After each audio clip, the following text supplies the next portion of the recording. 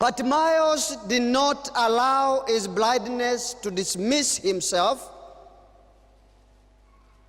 and consign himself to the peripheries of life as one who had no value.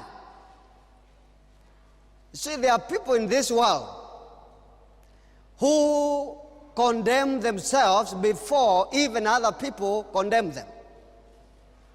Once you realize that you have a certain tragedy in your life, you are blind, you are deaf, you start feeling that you are of no value. You are of no value. What am I doing in this life? Everybody else is seeing, everybody else is hearing. Maybe I'm the only one suffering this. And so you start planning in your own life how you are going to take care of this unbearable situation. People who will not remember what I told you a few days ago, that there is nobody in this life who is a biological accident. We all came on this earth by the design of the Creator God, who loves us so much. Hallelujah. We always need to be reminded by something that lives inside of us that we are of value. It does not matter what has happened to you in this life. Even if you don't have both legs, you are still precious before the sight of God. Amen. Hallelujah. Amen. I don't care what is happening to you. I don't care whether you are jobless. I don't care whether you live your life in a hospital bed and you cannot raise yourself up. People have to come to give you a cup of water and a plate of food. While you are there in that bed, I want you to know that you are still precious. Amen. Hallelujah. Amen. Don't allow anybody, anyone, to devaluate your currency of life. Currencies can be devaluated, but a human being will keep its value up to the end. Even when we will choose to be lost, and God is not able to save us because we have refused His salvation. Yes, we will be condemned to hell, but I want you to know that God's heart will stay bleeding over His lost children. Hallelujah. Amen. So, this man, Bartimaeus, was a man who had a sense of realizing that even though he was blind, he had some value on him. He remembered that he was still the son of Abraham. Hallelujah.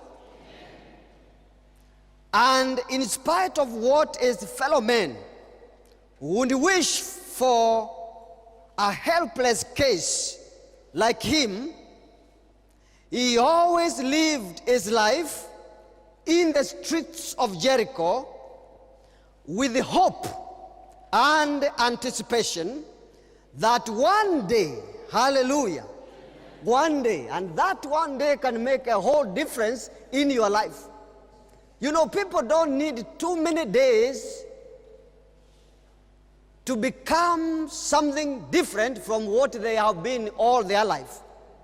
It takes one day like this to bring about a total revolution in a man's life. You don't need too many sermons. You just have to listen to the appropriate sermon one day. Hallelujah. You know, I'm going to be preaching many sermons in this place during this event. I am just praying that one of those sermons will be the one that will shoot the arrow that will make a difference in your soul. Hallelujah. But Miles lived his life in the streets of Jericho, knowing that one day, he doesn't know the date, and he does not even know when this day will be coming. But he looked forward in his blindness. It looks like he had some light inside of him. You know, there are people who may be physically blind, but actually they have a lot of sight inside. I wish I can have people who are blind physically, but they are able to see from the inside. It's useless for you to have this sight when you do not have the inner sight.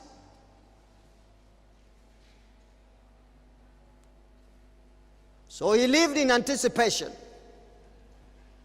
He knew one day something will happen, even though he didn't know what exactly it will be. So the Bible, which we read, said something that I want to go over again with you. You see, this God we worship is a good God. He does not allow the devil to take away all our capacities all at one time. This man, even though he had no sight, he had,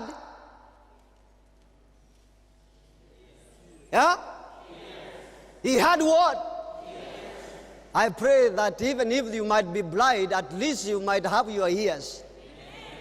Don't allow the devil to take everything away from you, sir. Madam, please don't allow him to do that. So one day, Bartimaeus was sitting by the roadside begging. It was the only career he could have, begging, because he doesn't see. He had his arms stretched to nobody he knew or so. He doesn't see, but he could hear some movement, and he knew people were passing, so he would stretch his hand. Whatever you put in his hand, he will accept it, because what else can he do? And this was his occupation every single day of his life. But this particular day, the Bible said, Jesus and his disciples had visited the city of Jericho, did whatever they were doing there, I don't know what it was, and the time to leave the city had come. And thank God that they happened to leave the city through the street where Bartimaeus used to beg from. Whether it was accidental or it was by design, I don't know. But there are times in this life when God passes through your street. Hallelujah. He passes through the street of your sickness, through the street of your marriage, through the street of your job. Jesus was passing through the street where Bartimaeus used to beg from. Now let me tell you what, Bartimaeus did not arrange for it. There are times when God's favor points to you. Hallelujah. And then he couldn't see, but he was able to hear the commotion, because the Bible said Jesus was not alone. He was with his disciples and a huge crowd. There are many people who used to follow Jesus all the time. People who wanted to hear him teach. People who wanted to see what kind of a person He was for his own personal curiosity. They were not interested in his ministry, but they used to follow him anyway.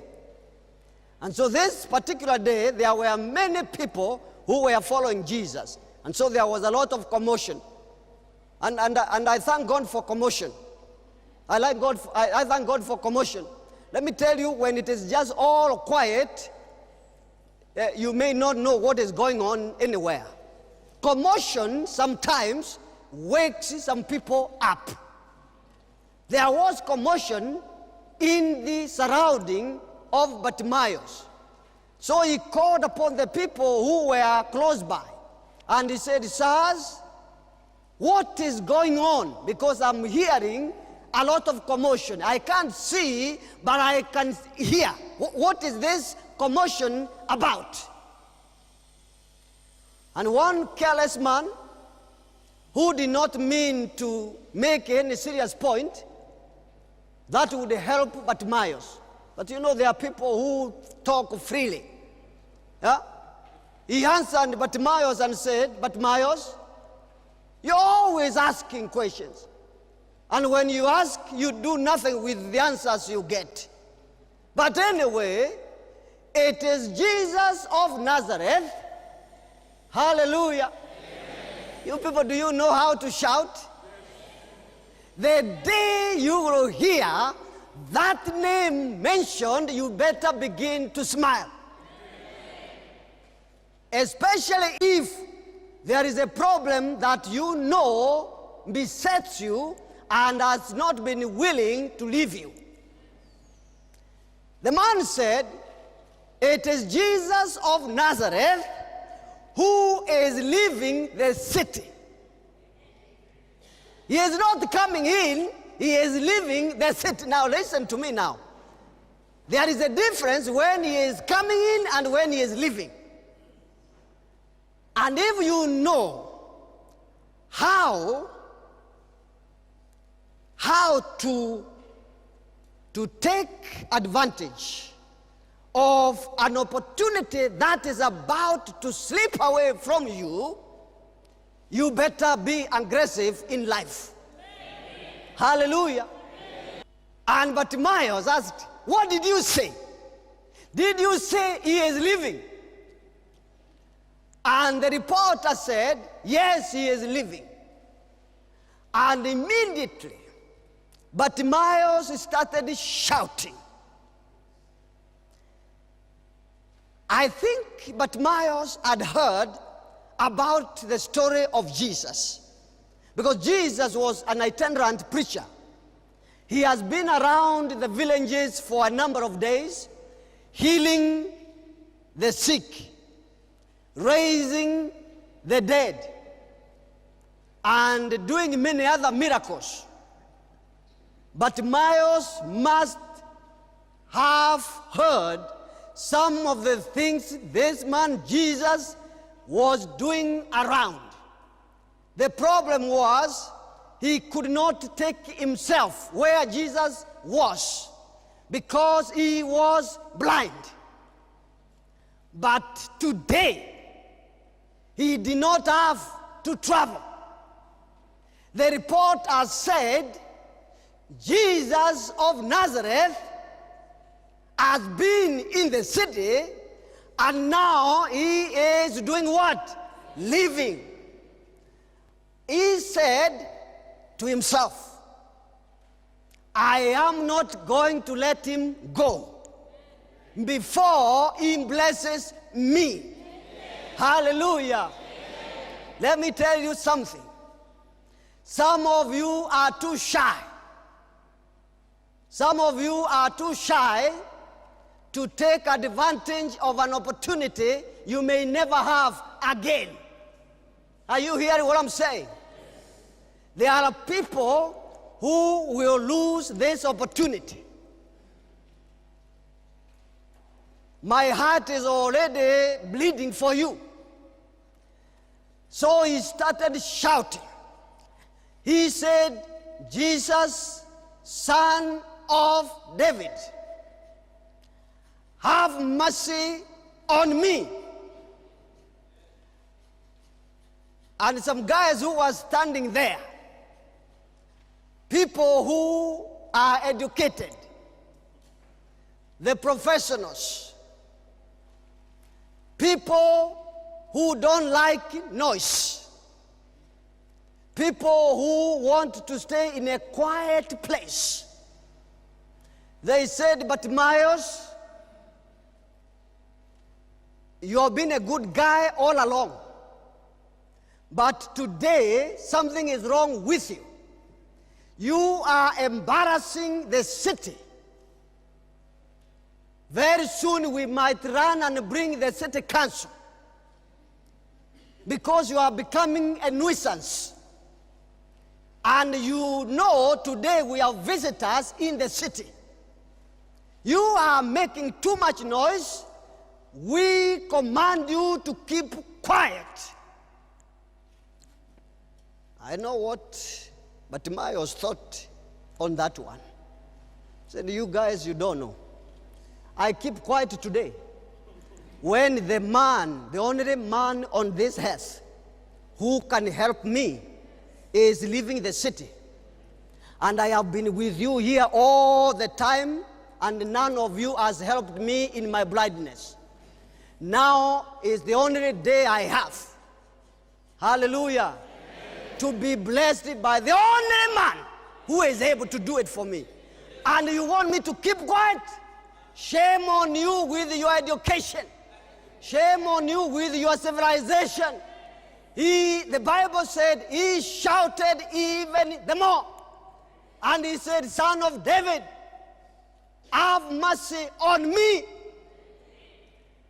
I can tell you there are some who even trying to go and put some clothes into his mouth. But Bartimaeus resisted every attempt to silence him.